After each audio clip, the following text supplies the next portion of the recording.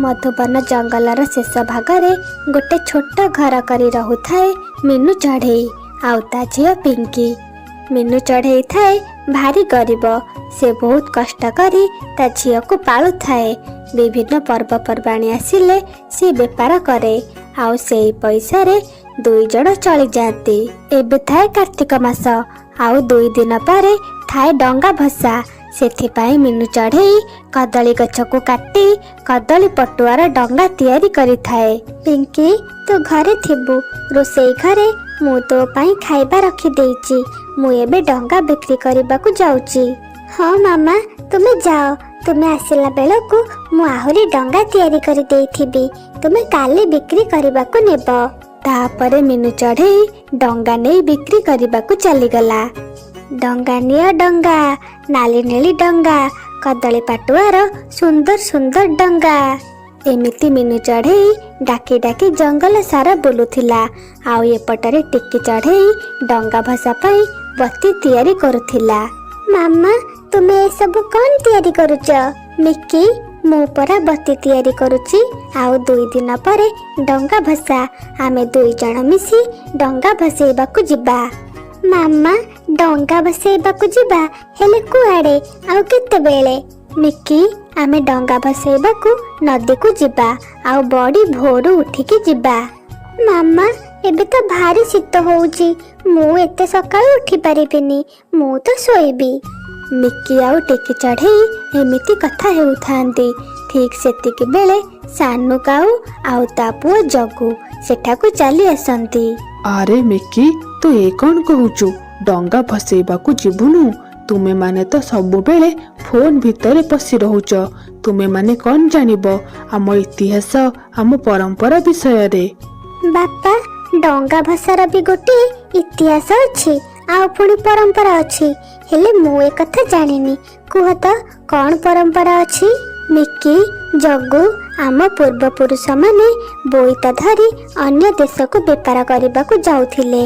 सेठी से माने बेपार वाणिज्य करी एई कार्तिक पूर्णिमा दिन निज देश को फेरी आसुथिले। हाँ टिकी भौणी हेले आउ केही बेपार वाणिज्य करबा को जाउनांती।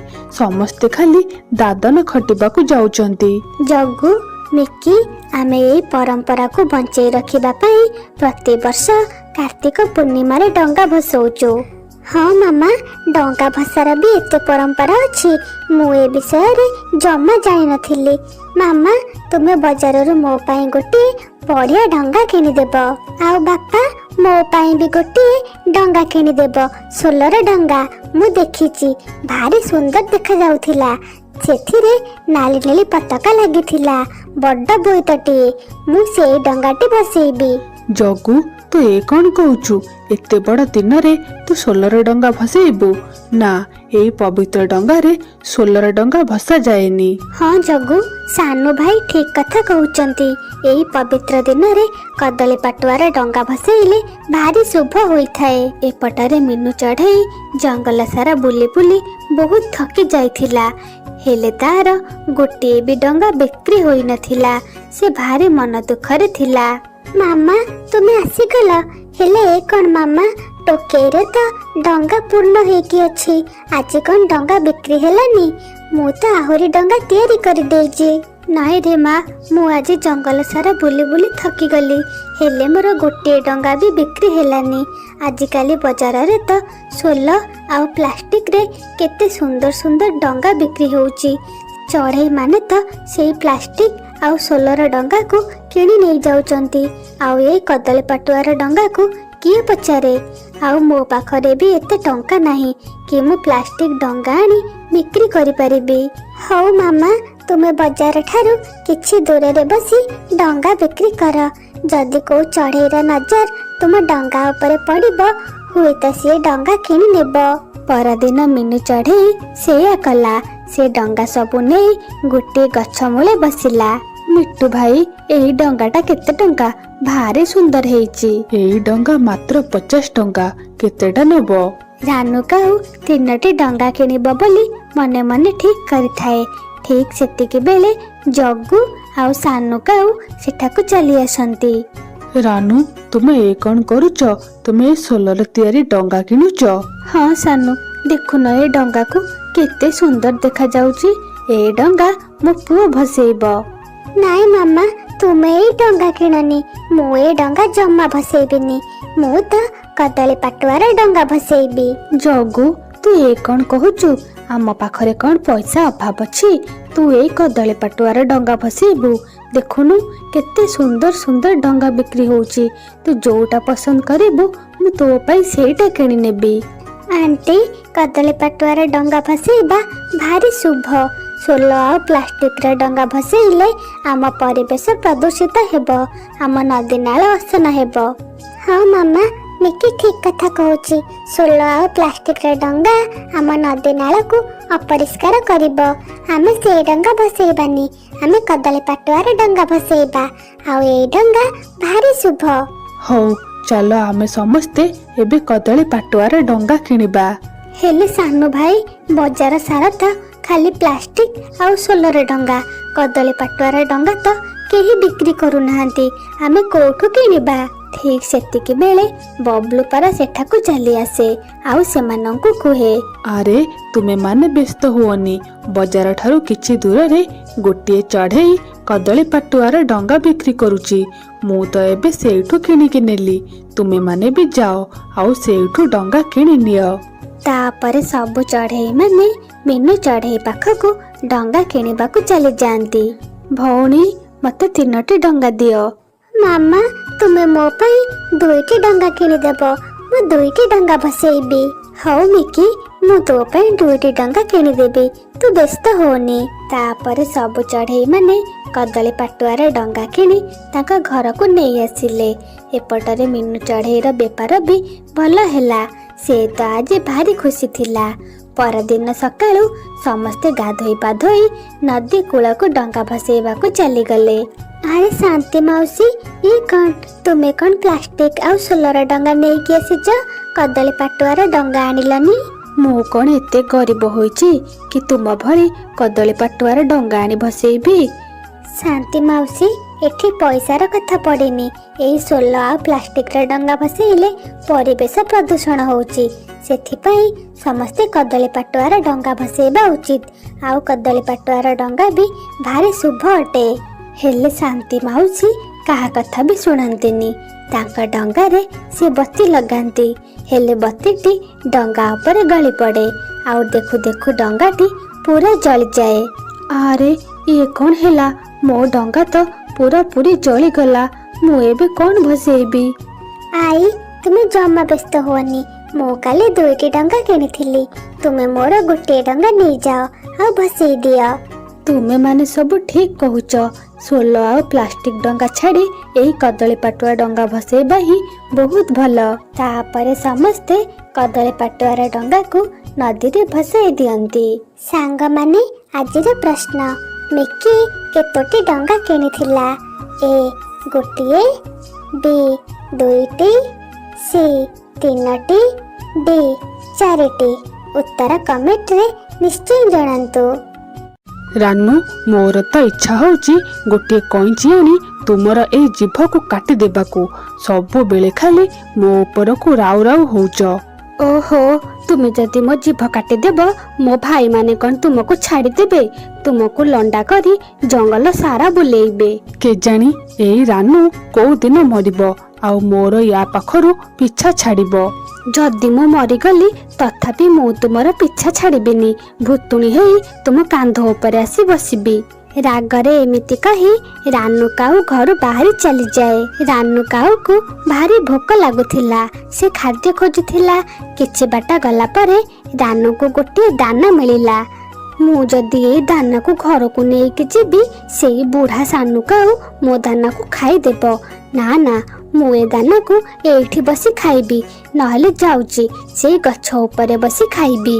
ଏମିତି କହି ରାନୁ କାଉ ସେଇ ଦାନାଟିକୁ ନେଇ ଶୁଖିଲା ଗଛ ଉପରକୁ ଚାଲିଯାଏ।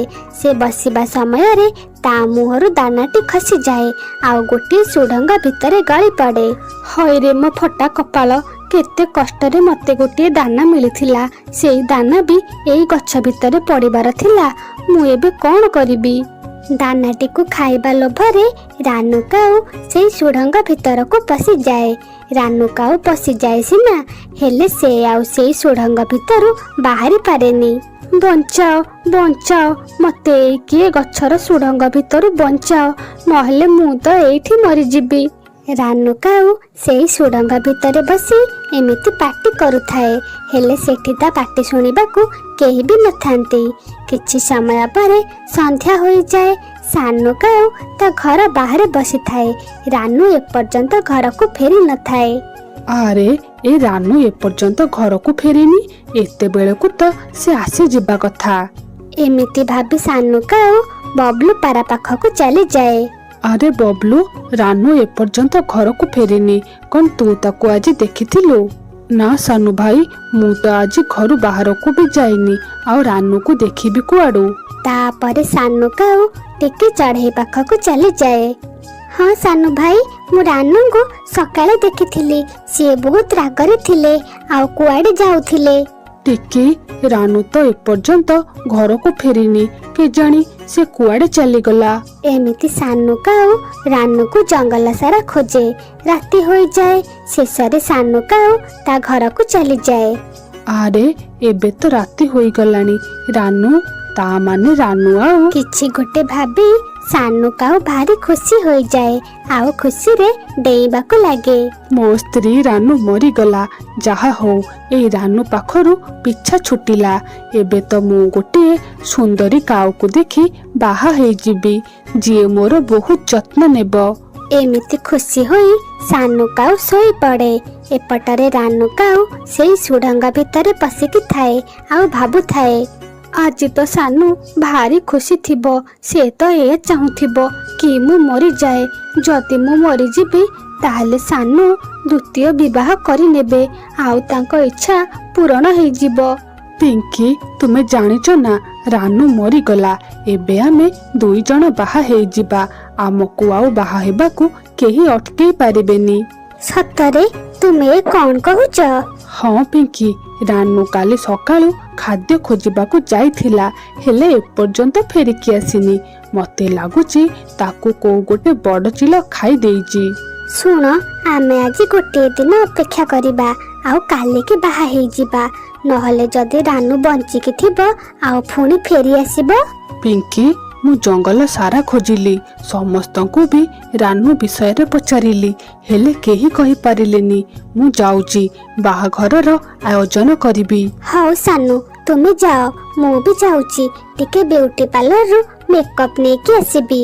ସାନୁ କାଉ ଖୁସି ହୋଇ ତା ଘରକୁ ଫେରି ଆସିଲା ଆଉ ମିଟୁ ଶୁଆକୁ ଡାକିଲା। ମିଟୁ, ଏଇ ନେ, ଇଏ ହଉଛି ମୋ ବାହାଘର କାର୍ଡ, ଜଙ୍ଗଲର ସବୁ ଚଢ଼େଇ ମାନଙ୍କୁ ଦେଇ ଆସିବୁ। ସାନୁ, କଣ ତୁ ଦ୍ୱିତୀୟ ବିବାହ କରିବୁ? ହଁ ମିଟୁ, କାଲି ରାନୁ ମରିଯାଇଛି ଆଉ ମୁଁ ଭାବିଲି ମୁଁ ଦ୍ୱିତୀୟ ବିବାହ କରିନେବି। ତାପରେ ମିଟୁ ଶୁଆ କାର୍ଡ ନେଇ ବାଣ୍ଟିବାକୁ ଚାଲିଗଲା। ମିଟୁ ଭାଇ, କଣ ଏ ସାନୁ ଭାଇଙ୍କ ବାହାଘର କାର୍ଡ? ସାନୁ ଭାଇ କଣ ଦ୍ୱିତୀୟ ବିବାହ କରିବେ? ହଁ ଟିକି, ଇଏ ସାନୁ କାଉର ବାହାଘର କାର୍ଡ, କାଲି ତା ବାହାଘର ହେଉଛି। ମିଟୁ ଶୁଆ ଜଙ୍ଗଲର ସବୁ ଚଢ଼େଇ ମାନଙ୍କୁ ବାହାଘର କାର୍ଡ ଦେଇଦିଏ। କାଲି ତ ମୋ ପାଇଁ ଗୋଟେ ବଡ଼ ଖୁସିର ଦିନ, ହେଲେ ମୋ ଘର ଏତେ ଭଲ ଦେଖାଯାଉନି, ମୁଁ ଯାଏ ମୋ ଘରକୁ ରଙ୍ଗ କରେଇ ନେବି। ଏମିତି ଭାବି ସାନୁ କାଉ ରଙ୍ଗ ମିସ୍ତ୍ରୀ ଘରକୁ ଚାଲିଯାଏ। ରାଜୁ, ତୁ ଆଜି ଯାଇ ମୋ ଘର ଟିକେ ରଙ୍ଗ କରିଦେ, ଆଜି ଭିତରେ ହିଁ ରଙ୍ଗ କରିବୁ, ମୋର ଟିକେ ଅର୍ଜେଣ୍ଟ ଅଛି। ହେଲେ ସାନୁ, ତୁ ଆଗେ ମତେ ପଇସା ଦେ, ତୁ ସବୁବେଳେ କାମ କରେଇ ନେଉଛୁ, ହେଲେ ଟଙ୍କା ଦେଲା ବେଳକୁ ମତେ ବହୁତ ଦିନ ଦେଖେଇ ଦେଉଛୁ। ନା ନା ରାଜୁ, ଏଥରକ ତ ମୋ ବାହାଘର ହଉଛି, ମୁଁ ଭାରି ଖୁସି, ମୁଁ ତ ତତେ ଅଧିକ ଟଙ୍କା ଦେବି। ତାପରେ ରାଜୁ ଚଢ଼େଇ ଆସି ସାନୁ କାଉର ଘରକୁ ରଙ୍ଗ କରିଦେଇ ଯାଏ। ସାନୁ କାଉ ତ ସେଦିନ ଜମା ଶୋଇ ପାରୁନଥାଏ, ସେ ଉଠିକି ଖାଲି ସମୟ ଦେଖୁଥାଏ। ଓହୋ, ଏ ସମୟ ତ ଜମା ବିତୁନି, ମୁଁ ତ ଏବେ ଦେଖିଥିଲି 12ଟା ବାଜିଥିଲା ଆଉ ଏବେ ମାତ୍ର 12:10। ଏ ରାତି କେବେ ପାହିବ ଆଉ ମୋର ଦ୍ୱିତୀୟ ବିବାହ ହେବ? ରାନୁ ଆଉ ଫେରି ଆସିବନି ତ? ନା ନା, ରାନୁକୁ ତ କିଏ ଗୋଟେ ଜଙ୍ଗଲୀ ଜୀବ ଖାଇ ଦେଇଥିବ, ସେ ଆଉ ଫେରିକି ଆସିବନି। ଏମିତି ସେଇ ରାତି ପାହିଯାଏ ଆଉ ସକାଳ ହୋଇଯାଏ। ସାନୁ କାଉ ବାହା ହେବା ପାଇଁ ପ୍ରସ୍ତୁତ ହୋଇଯାଏ ମୁଣ୍ଡରେ ପଗଡ଼ି ଭିଡ଼ି ଆଇନା ଆଗରେ ସାନୁ କାଉ ନିଜକୁ ଦେଖୁଥାଏ। ଆଉ ଏପଟରେ ପିଙ୍କି ବି ସଜେଇ ହୋଇ ସାରିଥାଏ। ଗୋଟିଏ କାଠୁରିଆ କାଠ ହାଣିବା ପାଇଁ ସେଇ ଜଙ୍ଗଲକୁ ଆସେ। ଆରେ ମିଳିଗଲା, ଇଏ ତ ଗୋଟେ ଶୁଖିଲା ଗଛ। ଏଇ ଗଛକୁ ହିଁ ମୁଁ ଆଜି କାଟିବି। କାଠୁରିଆ ତାରିରେ ସେଇ ଗଛକୁ କାଟିବାକୁ ଲାଗେ। ରାନୁ କାଉ ଭିତରେ ଥାଇ ପାଟି କରେ, ଆରେ ବଞ୍ଚାଅ ମତେ ନହେଲେ ତୁମେ କାଟିଦେବନି। ମୁଁ ଏଇ ଗଛ ଭିତରେ ଅଛି। ଗଛଟି ମଝିରୁ ଦୁଇ ଫାଳ ହୋଇ ଦୁମ୍ କରି ତଳେ ଗଳି ପଡ଼ିଲା। ଆଉ ତା ଭିତରୁ ରାନୁ କାଉ ଉଡ଼ିଯାଇ ଟିକେ ଦୂରରେ ବସିଗଲା। ଓହୋ, ମୋ ଜୀବନ ବଞ୍ଚିଲା। ମଣିଷ ଭାଇ, ତୁମକୁ ବହୁତ ବହୁତ ଧନ୍ୟବାଦ। ତୁମେ ମତେ ଆଜି ବଞ୍ଚେଇ ଦେଲ। କେଜାଣି ସେଇ ସାନୁ କଣ କରୁଥିବ। ଏମିତି ଭାବି ରାନୁ କାଉ ଜଲ୍ଦି ଜଲ୍ଦି ଉଡ଼ି ତା ଘରକୁ ଚାଲି ଆସେ। ଇଏ କଣ ଘରକୁ ନୂଆ ରଙ୍ଗ? ମୁଁ ମରିବା ଖୁସିରେ ସାନୁ ଆଉ ଘର ରଙ୍ଗ କରିନାହାନ୍ତି ତ। ତାପରେ ରାନୁ କାଉ ଜଙ୍ଗଲ ସାରା ଉଡୁଥିଲା। ତାକୁ ଟିକି ଚଢ଼େଇ, ମିଟୁ ଶୁଆ, ବବଲୁ ପାରା, ମିନୁ ଚଢ଼େଇ କେହି ବି ଦେଖାଯାଉ ନଥିଲେ। କାହିଁକି ନା କେହି ତ ନଥିଲେ, ସମସ୍ତେ ତ ସାନୁ କାଉର ଦ୍ୱିତୀୟ ବିବାହରେ ଯୋଗ ଦେବାକୁ ଯାଇଥିଲେ। ଆରେ ଇଏ କଣ? ସେଠି କଣ ହଉଛି? ସମସ୍ତେ କଣ ସେଠି ଗଦା ହୋଇଛନ୍ତି? ତାପରେ ରାନୁ କାଉ ଗୋଟିଏ ବଡ ବାଡ଼ି ଧରି ସେଇ ଆଡକୁ ଉଡ଼ିବାକୁ ଲାଗିଲା। ଦୂରରୁ ସାନୁ କାଉ ରାନୁକୁ ଦେଖି ମୁହଁ ଲୁଚଉଥିଲା। ରାନୁ ଭଉଣୀ, ତୁମେ ବଞ୍ଚିଛ? ଆରେ ରାନୁ, ତୁ ବଞ୍ଚିଛୁ? ହେଲେ ସାନୁ ତ ଆମକୁ କହିଲା ତୁ ମରି ଯାଇଛୁ ବୋଲି। ହଁ ସାଙ୍ଗମାନେ, ମୁଁ ମରି ଯାଇଛି। ଆଉ ମୁଁ ହଉଛି ରାନୁ କାଉର ଆତ୍ମା। ମୁଁ ମୋ ସ୍ୱାମୀକୁ ମୋ ସାଙ୍ଗରେ ନେବାକୁ ଆସିଛି। ତାପରେ ଆଉ କଣ ହେବାର ଥିଲା? ସାନୁ କାଉ ଆଗେ ଆଗେ ଆଉ ରାନୁ ତା ପଛେ ପଛେ। ଏମିତି ରାନୁ କାଉ ସାନୁକୁ ମାରିବାକୁ ଗୋଡ଼ଉଥାଏ। ଆଉ ଜଙ୍ଗଲର ସବୁ ଚଢ଼େଇ ମାନେ ହସୁଥାନ୍ତି।